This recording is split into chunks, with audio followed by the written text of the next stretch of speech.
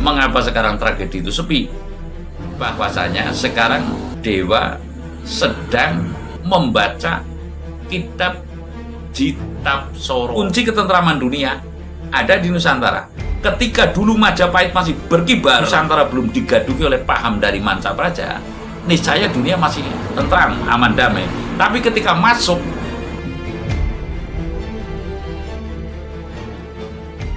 Salam mulia, Mbah. salam mulia, Niki nuwun sewu. Teng YouTube lah nggih. Kan niku kathah tiyang ingkang ngramalaken jere niku teng wulan 3 niki taun 2021 dumugi wulan 7 napa wulan pinten niku lah.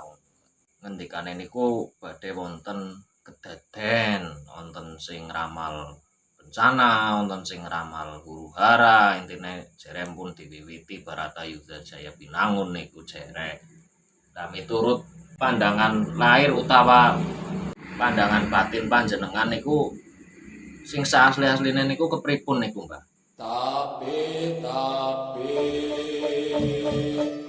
uluk salam yo atur bagyo wis Nusantara. Om wilahing jati nuhoni ajat-ajat leluhur Nusantara tapi uluk salam mulia. Itu si kater ngomong. Orang berkata kan bisa-bisa saja, artinya saya mengatakan makalah itu nubuat atau ramalan itu bagi para winasis, para sufi, banyak yang mengatakan cara tembung Arab itu ya haram hukumnya. Nek cara tembung Jawa ya ora iloh. Ngomong haram yang punya hak haram kan Gusti Allah dan alam itu loh. Tapi kalau orang Jawa ya ora ilok itu ora becik, ora apik, di siti kersaning sehingga urip ngeramal-ngeramal itu memang ya cara hukum batin atau hukum ngembat tindakane urip di tanah Jawa itu tidak dibolehkan kecuali kalau orang yang wasis betul itu ya pakai bahasa Saloka. Contoh yang itu yang pernah saya katakan itu ngemben kayane arep anak betik mangan manggar mbak Mane. Kelak kelihatannya akan ada betik mangan manggar. Mangan manggar itu ya pohon kelapa. Itu kan kalau itu namanya manggar sebelum jadi kelapa. Itu ikan betik kan di kolam, di apa? Ya di sawah gitu loh. Kok bisa makan manggar, otomatis kan airnya setinggi pohon kelapa kan seperti itu loh. Itu contoh. Jadi intinya yang namanya nubuat atau ramalan itu ora ilok gitu loh. Nah, kembali lagi kepada yang dipertanyakan itu saat ini kan wis Maret wis sudah di penghujung kan, Arep April kan. Lah yang meramalkan tahun 2021 katanya hati-hati bulan 3. Cara kasaran di buktine, tapi kalau saya kan nggak begitu. Kalau saya ke puncak belum melu setahun. Nah, untuk saat ini saya mengatakan saat ini. Jadi orang yang mengatakan Brantayuda itu belum. Saya akan mengatakan bahwasanya kalau saat ini itu baru pada tahap menjelang Bratayuda Jaya Binangun. Menjelang Bratayuda Jaya Binangun seperti yang saya ulas itu adalah perang luari punagi nyatakno prasetyo ilange durang kramurti. Ini pokok ya. Nah, artinya Bratayuda itu adalah perang saudara. Mengapa dikatakan Bratayuda? Karena perange darah Barata, turunane Prabu Pandu Dewanata. Ya, Resi Worobismo yang menyebabkan terjadinya perang Bratayuda Jaya Binangun itu karena Resi Worobismo tidak mau menikahi, yang menikahi adalah Polosoro menurunkan Pandu Dewanata dan Destarata. Punya anak dua itu, anaknya Destarata dan anaknya Pandu dikatakan darah Barata. Tunggal kaki tunggal nini itu apa? Sepupu ya. Itu nanti pada tarung. Nah, secara hakikatnya juga bisa diartikan dalam diri manusia, ya, antara kanan dan kiri itu kanan yang artinya nafsu baik, ya, caranya nafsu yang becik, kiri itu nafsu yang tidak becik lah, kurang becik gitu, bertarung turang korong murko. Lah makanya perang Bharatayuddha itu adalah perangnya jiwa suro lan jiwa asuro. Jiwa suro dalam diri kita kan kebajikan, jiwa asuro, asuro ini ya, asuro itu berarti jiwa hawa nafsu yang ketunggangi oleh hawa nafsu. Lah saya sekarang dalam posisi saya, estimasi saya, perkiraan kan bukan ramalan ya, itu masih tahap menjelang perang Bharatayuddha Jaya Binangun. Mengapa sekarang tragedi itu sepi? Ya kan? Mengapa sekarang tragedi? Kalau kemarin kan ada banjir, ada dan lain-lain dan sebagainya itu. Sekarang sepi tragedi. Kalau kita bicara bencana ya kurang pas ya. Tragedi alam ini ibaratnya fenomena alam ini sepi kejadian yang itu. Karena menurut saya ya, sesuai dengan olah batin saya gitulah. Kalau saya bilang petunjuk kan nggak pas juga. Sesuai dengan olah batin saya, bahwasanya sekarang dewa sedang rapat saranunya membaca kitab Jitab Soro. Bukan Jitab Soro, bukan Jitab Soro. Jitab Soro. Artinya itu adalah kekancingan. Kekancingannya gatuke ilangnya durang koro murko ini kan harus ada gatukannya. Umpamanya cara anak kecil lo gini, gajah kalah nang semut kan mustahil kan, tapi itulah yang terjadi. Lalu ya gajah kalah nang semut kalau pingsut itu loh ya. Nah gajah menungsa kalah sama gajah kan seperti itu loh. Jadi ini katanya manusia, ini katanya gajah, ini katanya semut kan seperti itu. Itu adalah antara si A dan si B, antara jiwa suro dan jiwa asuro, yang bisa menata kalahnya ini adalah terbaca dari kitab Jitab Soro. Jitab Soro ini para dewa termasuk manusia yang terpilih, sukmanya niscaya ikut rapat. Sekali lagi, manusia yang terpilih, sukmanya niscaya ikut rapat di alam sunyoruri. Alam sunyoruri adalah alam di atas atmosfer, caranya hampa udara apa ya. Jadi rapat untuk menata hilangnya durangkoro murko ini tidak sembarangan yang bisa menghilangkan, maksudnya loh. Ini harus terestui oleh dewa, terestui oleh leluhur, ya, atas ridho alam Allah, seperti itu maksudnya. Jadi ini baru tahap menjelang perang Bharatayuddha Jaya Binangun, adalah mendahului kersane yang suci, yang maha agung, manakala ketika bulan 3 sampai bulan 7 katanya akan ada huru hara. Kalau antara bulan 6-7 kemungkinan ada tragedi. Tapi kalau saya mengulas ke situ kan nanti kurang pas juga, artinya paling saya memberikan tanda bahwa saja setelah mengatakan, saya telah mengatakan dalam konten saya yang belum melusuton itu, bahwasanya antara utara dan timur laut ya, timur laut itu patut waspada pada bulan-bulan itu gitu loh. Jadi intinya kalau sekarang itu masih tahap menjelang perang Bharatayuddha Jaya Binangun dan para dewa. Sekarang kan suasananya ini sunyi nih, sepi taruhlah. Sunyo hening sepi tusto hangesti Gusti. Sekali lagi saya katakan, sunyo hening sepi tusto hangesti Gusti.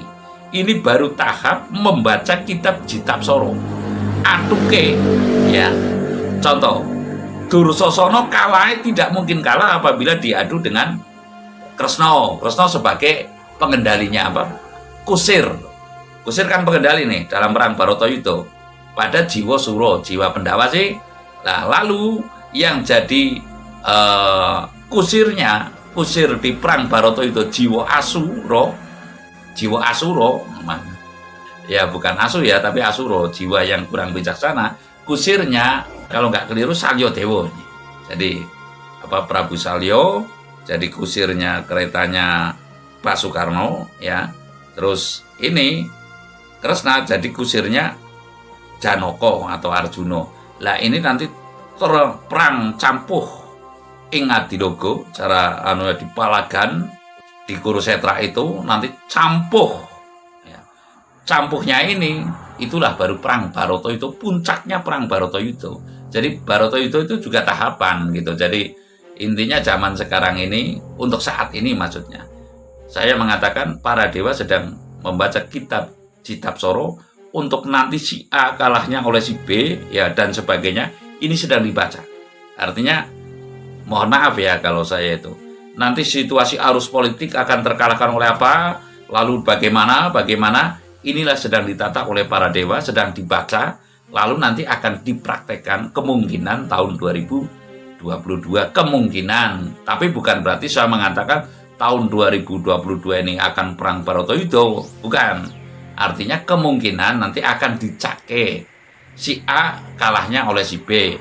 Kalau enggak nanti bagaimana caranya agar terwujudnya kemenangan Jiwasura ini. Yang penting kan Jiwasura ungguli ngayuda. Tidak harus berperang. Kalau memang ungguli ngayuda, ya tetap ungguli ngayuda. Artinya kebajikan ini tetap harus mengalahkan yang batil gitu. Yang hak harus mengalahkan yang batil. Kemungkinan nanti terjadi ibaratnya sebuah tragedi itu ya antara tahun 2022 2023. Untuk tahun-tahun ini nih saya masih ada tenggang lah, paling waspada hanya bulan 6 dan bulan 7, itu pun cara nggak begitu ya, kejadian yang wajar maksudnya. Seperti kemarin gempa dan tsunami di Palu kan itu masih ya wajar ya, kemungkinan terbesar ya kayak Aceh gitu loh. Yang dimaksud perang Bharatayuddha Jaya Binangun itu kan telas tanpa tilas. Artinya di situ Suradira Jayaningrat suruh Brasto tapakeng ulah Darmasoti, total hilangnya keangkaramurkaan gitu.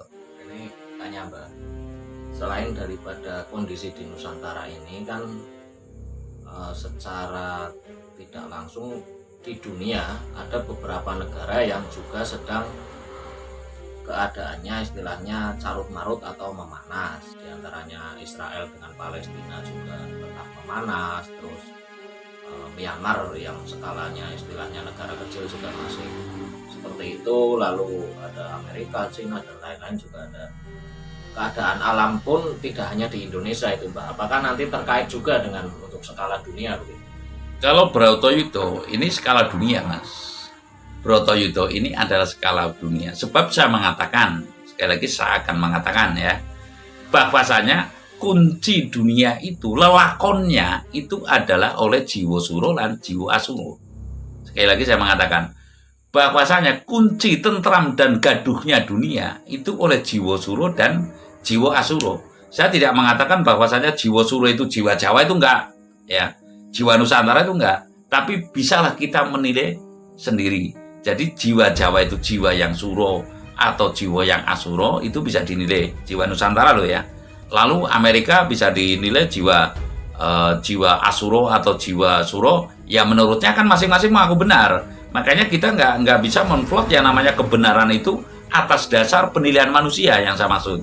Kebenaran itu adalah kehendak alam dan kehendak Allah yang menetapkan. Nah, sekarang baru tahap rapat. Otomatis di sana juga onjon-onjonan. Ini yang benar.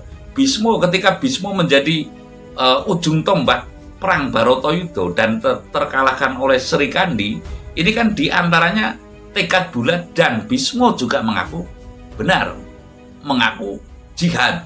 Sama-sama jihad. Hanya jihad yang dikemuli oleh keangkaramurkaan dan jihad yang dikemuli oleh kawicaksanan. Itu loh, sekali lagi, jihad yang dikemuli oleh kamurkan dan jihad yang dikemuli oleh kawicaksanan. Tinggal kawicaksanan itu terserah yang menilai ya. Artinya apakah kira-kira Nusantara ini dalam posisi jiwa sura atau jiwa asura. Tapi dampak dari semua ini, makanya saya pernah mengatakan bahwasanya kunci ketentraman dunia ini ada di Nusantara. Ya, sekali lagi, kunci ketentraman dunia ada di Nusantara.